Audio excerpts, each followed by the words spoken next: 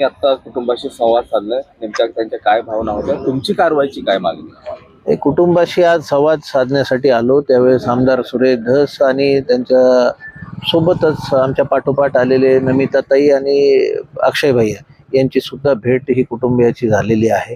आणि कुटुंब हा समाजकारणासाठी वाहून घेतलेला कुटुंब आहे.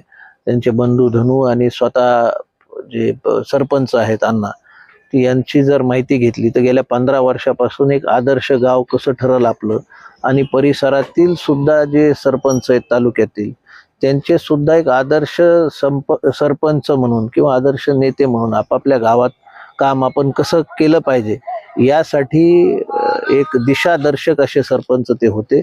आणि अशा प्रकारच्या लोकप्रतिनिधीला क्षुल्लक कारणावरून अपहरण केलं जातं आणि हत्येपर्यंत ही गोष्ट जाते, ती सुद्धा मी जी प्राथमिक प्रायमा फेसी माझी माहिती